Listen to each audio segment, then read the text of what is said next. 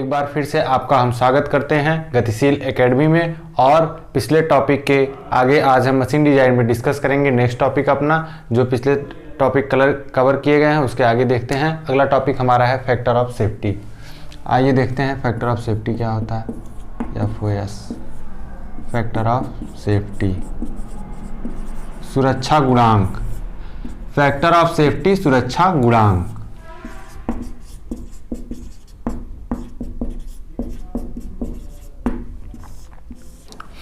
Factor of safety होता क्या है, जब किसी वस्तु पर हम भार लगाते हैं, यदि मान लीजिए कोई मशीन है उसका एलिमेंट है और उस पर अधिकतम जो भार लगाया जाता है, मैक्सिमम लोड जो लगाया जाता है, उसको अगर डिवाइड कर दिया जाए उसके परमिसिबल स्ट्रेस से, कहने का मतलब परमिसिबल लोड से, कहने का मतलब है कि उसका अनुमेय भार से अगर उसको डिवाइड कर दिया जाए तो हमको मिलता है फैक्टर ऑफ सेफ्टी। अनुमेय भार क्या होता है, किसी प्रत्यास्था सीमा में अगर किसी चीज़ पर, किसी अवयव पर लोड लगाया जा रहा है तो जो अधिकतम लोड सहन कर सकता है वही आपका होता है अनुमेय भार, या फिर इसको बोलते हैं वर्किंग लोड। तो सुरक्षा गुणांक क्या है, एक रेशियो है, एक रेशियो है। तो फैक्टर ऑफ सेफ्टी क्या है, एक रेशियो है। देखिए किस चीज़ का रेशियो है, यह रेशियो है आपका परमिसिबल लोड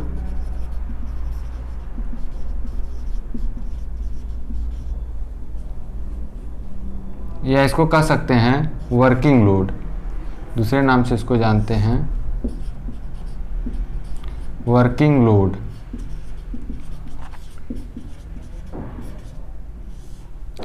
अब ये आपका क्या है, मैक्सिमम लोड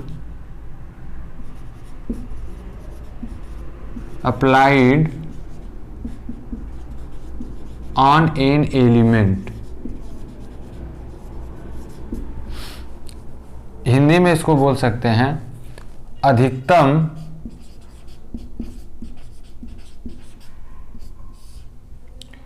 भार, और इसको बोलते हैं कार्यकारी भार। यह अधिकतम भार किस पे है, अपव्यय पर। उस अपव्यय पर लगाया गया अधिकतम भार को अगर हम कार्यकारी भार से डिवाइड कर दें, भाग दे दें, तो हमको मिलता है फैक्टर ऑफ सेफ्टी, जिसको बोलते हैं हिंदी में सुरक्षा गुणांक। सुरक्षा गुणांक, ठीक। तो यहाँ तक हमको समझ में आ गया कि फैक्टर ऑफ सेफ्टी क्या होता है। इसके बहुत से फैक्टर्स होते हैं जो इसको इफेक्ट करते हैं। जैसे कि फैक्टर ऑफ सेफ्टी को इफेक्ट करता है कि अगर मान लीजिए किसी भी एलिमेंट पर हम अधिकतम लोड जो उसके सहन करने की क्षमता है उससे अधिक अगर अप्लाई कर देते हैं तो कोई चीज़ फेल्योर हो जाती है। फैक्टर ऑफ सेफ्टी का इसका बहुत बड़ा रोल होता है।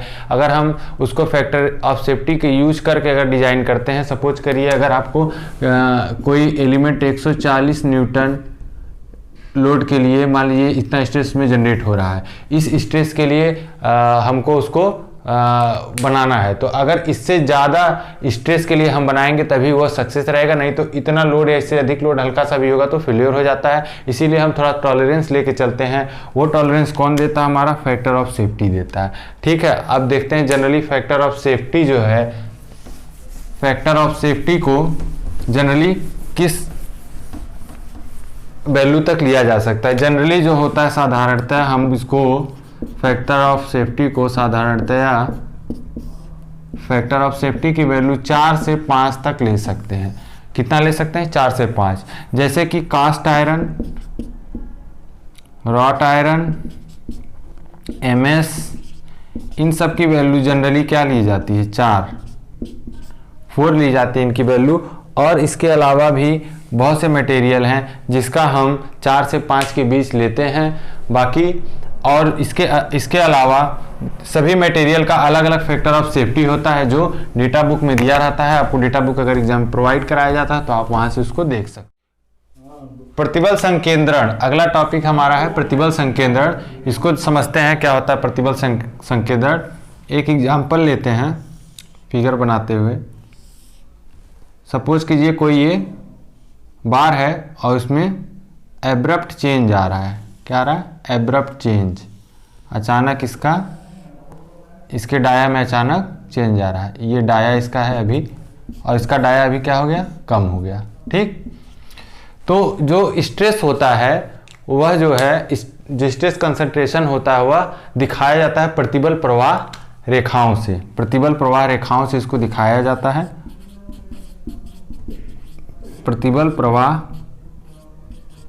रेखाएं यूज की जाती हैं, स्ट्रेस फ्लो लाइन यूज की जाती हैं इसको दर्शाने के लिए। अब इस ऑब्जेक्ट में देखिए प्रतिबल प्रवाह रेखाएं किस तरह बनाई जाएंगी, इस तरह आएगा। अब यहाँ चेंज आ रहा है, इससे ऐसे शिफ्ट कर जाएगा यहाँ से। ठीक,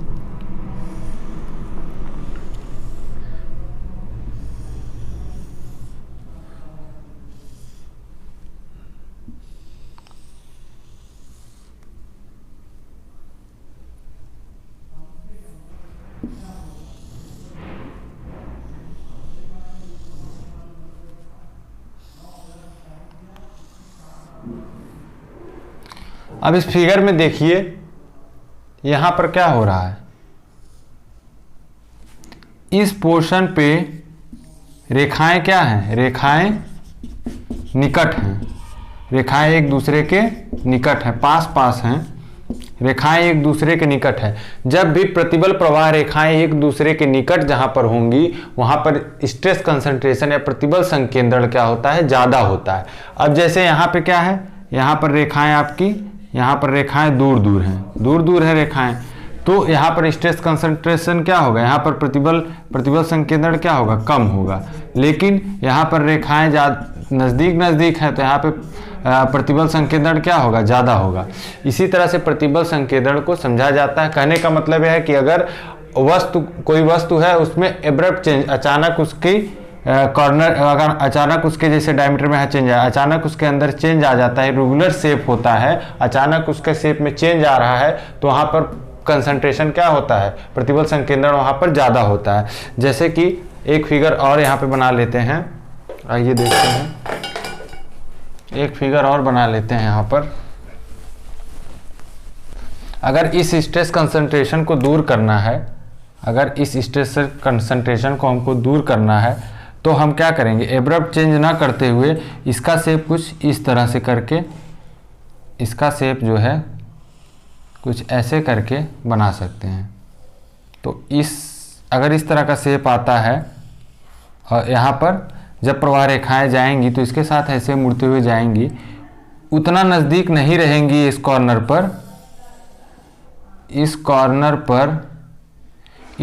पर रेखाएं उतना नज़दीक नहीं रहेंगी जितना इस कॉर्नर पर आपको दिखाई दे रही हैं। तो जब प्रवाह रेखाएं, प्रतिबल प्रवाह रेखाएं दूर दूर होंगी तो यहाँ स्ट्रेस कंसंट्रेशन कम होगा, इसलिए यहाँ पे थोड़ा सा स्ट्रेस कंसंट्रेशन कम हो जाएगा। ठीक है, स्ट्रेस कंसंट्रेशन समझ में आ गया। अब आइए देखते हैं अगला टॉपिक, हम अपना देखते हैं स्ट्रेस कंसंट्रेशन को क्या क्या इफेक्ट करता है। ठीक है, इफेक्ट करता है जो स्ट्रेस कंसंट्रेशन को, उसको देखते हैं। आइए देखते हैं अगला टॉपिक, प्रतिबल संकेंद्रण के कारण। तो प्रतिबल संकेंद्रण के 3 कारण होते हैं। पहला कारण है अवयव के पदार्थ का एक समान होना, दूसरा कारण है सेक्शन में अनियमित परिवर्तन, तीसरा कारण है घिसाव में उत्पन्न स्क्रैच। तो पहला कारण क्या, अवयव के पदार्थ का एक समान होना। कहने का मतलब है अगर जो एलिमेंट है वह उसका जो है शेप और साइज एक समान नहीं होता है तो उसमें क्या होगा, प्रतिबल आएगा। जैसे ये एब्रप्ट चेंज जो आ रहा था, अभी हमने फिगर बना के आपको बताया था, इसमें क्या है, अगर इस तरह का चीज़ होता है तो यहाँ पे स्ट्रेस कंसंट्रेशन बढ़ रहा है। इसी तरह अगर बार बार इस तरह की चेंजिंग होती है, अगर मान लीजिए पदार्थ लंबा है आपका, ऐसे होके फिर यहाँ होता है तो फिर आपका यहाँ स्ट्रेस कंसंट्रेशन बढ़ेगा। जितने भी कॉर्नर आएंगे वहाँ पे स्ट्रेस कंसंट्रेशन आपका प्रतिबल संकेंद्रण बढ़ेगा। तो इसी तरह जैसे कहने का मतलब है किस तरह आप समझ सकते हैं, अगर जितना भी नुकीला आएगा कॉर्नर इस तरह का आता है, यहाँ पे स्ट्रेस कंसंट्रेशन क्या है, यहाँ प्रतिबल संकेंद्रण ज़्यादा होगा। लेकिन अगर हम इस शेप को अगर इस तरह से बना दिया जाए, मान लीजिए गियर भी बना रहे हैं तो इस शेप को इस तरह से बना दिया जाए तो यहाँ प्रतिबल संकेंद्रण क्या होगा, यहाँ प्रतिबल संकेंद्रण आपका कम होगा। ठीक है, तो ये कहता है कि अगर मान लीजिए असमानता आती है तो प्रतिबल संकेंद्रण आपका बढ़ेगा। दूसरा, सेक्शन में अनियमित परिवर्तन, अगर इरेगुलर चेंज आ रहा है, कुछ भी आ जा रहा है, मान लीजिए बीच में कहीं स्क्रैच आ गया, बीच में मान लीजिए इसके अंदर होल आ गया या फिर कोई क्रैक्स हो गया, मतलब इरेगुलर है शेप, या फिर मान लीजिए इरेगुलर शेप आ रहा है, इस तरह से शेप हो गया आपका, तो यहाँ पे स्ट्रेस कंसंट्रेशन क्या है, यहाँ पे बढ़ेगा, इस पॉइंट पर कंसंट्रेशन बढ़ेगा, स्ट्रेस कंसंट्रेशन। तो अनियमित परिवर्तन अगर हो रहा है तो इससे भी आपका ये जो है आपका प्रतिबल संकेंद्रण का कारण है। दूसरा आपका है घिसाव में उत्पन्न स्क्रैच। अगर किसी ऑब्जेक्ट पर अगर मान लीजिए पे घिसाव हो गया, तो ये वस्तु है, अगर इस पे घिसाव हो गया तो इसमें क्या आ जाएगा, इसमें इरेगुलरिटी आ जाएगी, इसका शेप क्या हो जाएगा, इसका शेप भी अनियमित हो जाएगा। तो जब अनियमितता आएगी तो आपका प्रतिबल संकेंद्रण बढ़ेगा। इसी तरह से अगला टॉपिक आइए देखते हैं क्या है। आइए अगला टॉपिक हम देखते हैं प्रतिबल संकेंद्रण गुणांक। प्रतिबल संकेंद्रण गुणांक होता क्या है, प्रतिबल संकेंद्रण गुणांक को हम केटी से दिखाते हैं। यह होता है ये एक रेशियो होता है, वास्तव में वहन किया गया अधिकतम प्रतिबल को भाग दे दिया जाता है गणना से नामित प्रतिबल को। कहने का मतलब यह है कि अगर किसी मशीन का कोई भी एलिमेंट जो वास्तव में वह प्रतिबल जो है वहन कर रहा है, कहने का मतलब है कि वो जो वास्तव में वो प्रतिबल सहन कर रहा है, मतलब उस पर फोर्स लगाया जा रहा है, उसके अंदर प्रतिबल उत्पन्न हो रहा है, जो वास्तव में उस पर प्रतिबल लग रहा है, और जो हमने कैलकुलेट किया है एक डेटा के थ्रू, जो कैलकुलेट किया जाता है वैल्यू, जो कैलकुलेटिव वैल्यू होती है, थ्योरेटिकल वैल्यू होती है हमारी जो स्ट्रेस की, अगर उससे डिवाइड कर दिया जाए तो हमको मिलता है स्ट्रेस कंसंट्रेशन फैक्टर, जिसको केटी से दिखाया जाता है, या फिर इसको कहा जा सकता है प्रतिबल संकेंद्रण गुणांक। अब देखते हैं इसका यूज क्या है, इसको हम एक ग्राफ से समझेंगे। इसको एक ग्राफ से किस तरह से डेटा बुक में आपको ग्राफ में दिया रहता है, वहां से आपको जब भी न्यूमेरिकल सॉल्व करेंगे तो वहां से आपको इस चीज को लेना रहेगा। तो किस तरह से हम ग्राफ को देखते हैं, कैसे स्ट्रेस कंसंट्रेशन का ग्राफ होता है, या प्रतिबल संकेंद्रण का ग्राफ कैसा होता है, उसको भी हम आगे जो है बनाते हैं और इसको समझाते हैं, कोशिश करते हैं क्या क्या। आइए देखते हैं हम प्रतिबल संकेंद्रण गुणांक को कैसे देखा जाता है डेटा बुक ग्राफ से। ठीक है, तो ये हम जो लिए हैं ग्राफ, अलग अलग चीज़ों के लिए अलग अलग ग्राफ होता है। जैसे मान लीजिए ये ग्राफ आपका है स्टेप्ड फ्लैट बार के लिए, किसके लिए लिया गया है ये, जब आप डेटा बुक देखेंगे तो ये ग्राफ मिलेगा आपको स्टेप्ड फ्लैट बार के लिए। ठीक है, इसी तरह से अलग अलग जो भी ऑब्जेक्ट रहेगा उसके लिए अलग अलग आपको ग्राफ इसमें मिल जाएगा। ठीक है, तो आइए देखते हैं स्टेप्ड फ्लैट बार के लिए हम ग्राफ देखते हैं अपना क्या होता है।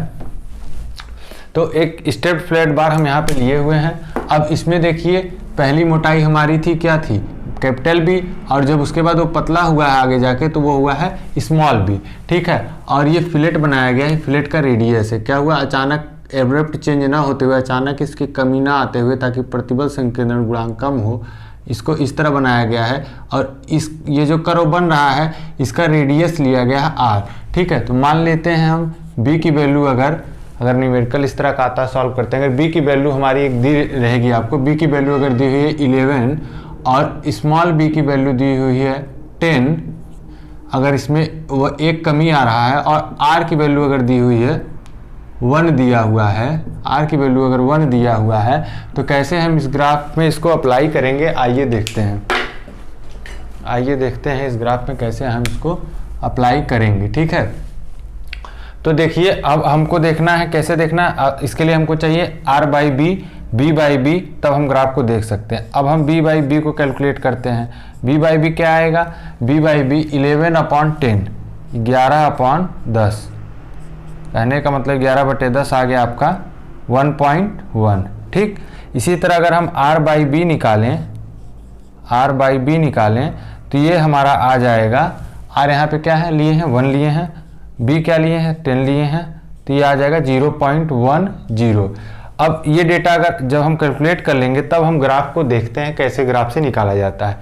अब 1.1, अब देखिए b बाई बी जो ये ग्राफ दिया हुआ है इसमें 1.1 वाली लाइन कौन सी है, 1.1 वाली लाइन ये वाली लाइन है। ठीक है, ये लाइन है। और अब देखिए r बाई बी की लाइन कौन सी, r बाई बी कितना है 0.10, तो 0.10 से एक स्ट्रेट लाइन इस तरह खींचेंगे, एक स्ट्रेट लाइन ड्रॉ करेंगे, और वो क्या करेगा, क्या कर रहा है, ठीक है, ऐसे ड्रॉ करके छोड़ दीजिए। अब उसके बाद देखिए ये कहाँ पे कट हो रहा है, 1.10 को कहाँ पे कट कर रहा है, यहाँ पे कट कर रहा है। ठीक है, b बाई बी हमारा क्या था 1.1, तो हम सारे लाइनों को कट कर रहा है, लेकिन हम किसको देखेंगे, बी बाई बी को देखेंगे। बी बाई बी को देखना है कहाँ पे कट कर रहा है, क्योंकि ये चीज़ हम निकाले हैं 1.1, तो 1.1 वाली लाइन ये है, इस लाइन को कहाँ कट रहा है, इस लाइन को यहाँ पे कट कर रहा है। अब यहाँ से सीधे हम परपेंडिकुलर इस लाइन को ड्रा करते हुए ऐसे लाएंगे, और देखिए ये लाइन आ रही है आपके जो है 1.5 के पास, इस लाइन पे आके मिल रही है। तो यहाँ पे 1.5 क्या दिखा रहा है, इस प्रतिबल संकेंद्रण गुणांक दिखा रहा है। तो हमारी केटी की वैल्यू क्या हो जाएगी, केटी की वैल्यू हमारी निकल जाएगी यहाँ से 1.5। तो कहने का मतलब यह है कि हम इस तरह से इस ग्राफ को देखते हैं और केटी की वैल्यू को निकालते हैं। केटी क्या है, स्ट्रेस कंसंट्रेशन फैक्टर या प्रतिबल संकेंद्रण गुणांक, ठीक है। तो प्रतिबल संकेंद्रण गुणांक निकालने का ग्राफ आपको समझ में आ गया होगा। अब इस चीज़ को आप डिजाइन डेटा बुक से निकाल सकते हैं। जनरली अगर डिजाइन डेटा बुक नहीं प्रोवाइड होती तो आपको ये न्यूमेरिकल में वैल्यू दिया रहेगा, ठीक है। अगला टॉपिक हमारा है प्रतिबल संकेंद्रण की विधियां, ठीक है। प्रतिबल संकेंद्रण की विधियां हम देखते हैं क्या होता है ये। तो प्रतिबल संकेंद्रण की जो विधियां हैं उनको कैसे कम किया जाए, ये टॉपिक हमारा है। उनकी विधियों को कम करना, कैसे प्रतिबल संकेंद्रण को कम किया जा सकता है, कि ये कम करने की विधियां हैं, ठीक है। प्रतिबल संकेंद्रण को कम करने की जो विधियां हैं उसके बारे में हम आपको बताते हैं। नमन घूर्ण की स्थिति में अपव्यय, अगर आपका जो है स्थिति जो है नमन घूर्ण की हो तो उससे कहने का मतलब बेंडिंग का हो, तो उसमें कैसे हम उसको कम करते हैं। जैसे ये एग्जांपल आपका लिया गया है शाफ्ट का, तो यहाँ पर पहला मेथड हमारा है, जब ये हमारा जो है शाफ्ट अगर यहाँ से अचानक चेंज हुआ होता है, इसमें एब्रप्ट चेंज आता, तो उस समय स्ट्रेस कंसंट्रेशन या प्रतिबल संकेंद्रण ज़्यादा रहता है। इसको कम करने का तरीका है ये कि यहाँ पे एक फिलेट बना दिया जाए। क्या कर दिया जाए, फिलेट कट कर दिया जाए। ये क्या है, फिलेट है, इसका कुछ रेडियस होगा। ये अगर इस तरह रहता तो उसको फिलेट नहीं बोलते, ठीक है। इसी तरह दूसरा तरीका हमारा है कि या तो उसकी नॉचिंग कर दी जाए, तो यहाँ पर भी क्या होगा, स्ट्रेस कंसंट्रेशन लाइनें इस तरह जाएंगी और स्ट्रेस कंसंट्रेशन कम हो जाएगा, ठीक है। जैसे यहाँ दिखाया गया, ये देखिए दिखाया गया, ये प्रतिबल रेखाएं हैं आपकी, ठीक है, प्रतिबल प्रवाह रेखाएं। उसी तरह दूसरा है आपका तनाव की स्थिति में अगर आपका एलिमेंट है, अगर आपका एलिमेंट जो अव्यय है वो तनाव की स्थिति में, टेंशन में, तो दूसरा तरीका उसका क्या, जैसे एक कट किया हुआ है तनाव की स्थिति में, तो इसमें क्या करते हैं, ये इसके और एक्स्ट्रा कट कर देते हैं, कहने का मतलब, और इसके अंदर नॉच बना देते हैं। ये देखिए आगे फिगर बनाया गया है, ये नॉच कर दिया जाता है। तो प्रतिबल प्रवाह रेखाएं क्या होती हैं, थोड़ा डिफ्लेक्ट कर जाती हैं, वितरित हो जाती हैं, एक दूसरे स्थान पर जो है सरक जाती हैं। देखिए इस तरह से आता है, और इसमें क्या होता है, इसमें आपका स्ट्रेस कंसंट्रेशन क्या होगा, कम होगा, और इसमें क्या होगा, स्ट्रेस कंसंट्रेशन आपका नज़दीक होने की वजह से रेखाएं, स्ट्रेस कंसंट्रेशन यहाँ पे क्या होगा, ज़्यादा होगा। इसमें क्या स्ट्रेस कंसंट्रेशन ज़्यादा होगा, इसमें कम। इसी तरह और भी तरीके हैं, देखते हैं ये किस तरह से इसको कम किया जा सकता है। दूसरा तरीका है या तो आप नॉच बनाइए, या फिर आप क्या करिए, ये स्ट्रेस कंसंट्रेशन को कम करने के लिए इस फिगर में आप क्या करिए, इस एलिमेंट में होल बना दीजिए, एक बड़ा होल फिर एक छोटा होल, एक बड़ा होल एक छोटा होल। इससे भी क्या होता है, लाइनें क्या होंगी, डिफ्लेक्ट होते हुए इस तरह से जाएंगी, ठीक है। अगर यहाँ छोटा और बड़ा होल बना देते हैं तो लाइनें डिफ्लेक्ट होंगी और वो इस तरह से जाएंगी। एक तरीका यह है, इस तरीके से भी स्ट्रेस कंसंट्रेशन या प्रतिबल संकेंद्रण को कम किया जा सकता है। दूसरा एक तरीका और है इसको कम करने का, आइए देखते हैं वो क्या है। उसमें क्या किया जाएगा कि या तो आप यहाँ से डायरेक्ट कटिंग कर दीजिए, अगर होल नहीं है, इस तरह का आपका शेप है, तो यहाँ से क्या करिए, इस तरह से कट मार दीजिए, ठीक है। इस तरह से आप कट मार दीजिए, कट मार देंगे, ये एरिया अगर कट मार देंगे तो ये नोच निकल जाएगा, तो आपका स्ट्रेस कंसंट्रेशन क्या हो जाएगा, कम हो जाएगा इस एरिया को, तब आपकी लाइनें भी इस तरह से जाएंगी, ठीक है। तो इससे इस तरह से क्या होगा, लाइनें आपकी स्मूथ हो जाएंगी। जितनी लाइन आपकी स्मूथ होगी उतना आपका स्ट्रेस कंसंट्रेशन प्रतिबल संकेंद्रण क्या होगा, कम होगा, ठीक है। कम करने की विधियों में है। इसी तरह से दो और है, उसके बारे में हम बता देते हैं। अगर मान लीजिए कोई गियर है तो उसमें भी प्रतिबल संकेंद्रण बढ़ता है, ठीक है। अगर प्रतिबल संकेंद्रण उसमें भी बढ़ता है तो अंडरकट लगाया जा सकता है, या उसको कम करने के कई तरीके हैं।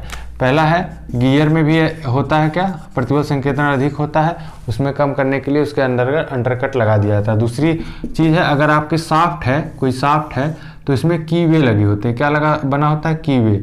तो इसमें भी क्या होता है, कीवे बना होता है। अगर कोई शाफ्ट है वहाँ पे क्या बना होता है, ये शाफ्ट है, यहाँ पर भी प्रतिबल संकेंद्रण बढ़ता है। तो इसको भी कम करने का तरीका यही है कि आप इसका जो की है उसको क्या करिए, या तो राउंड शेप में बना दीजिए। कहने का मतलब ये है कि आपको एब्रप्ट चेंज नहीं दिखाना है, तो यहाँ पे क्या हो जाएगा, आपका प्रतिबल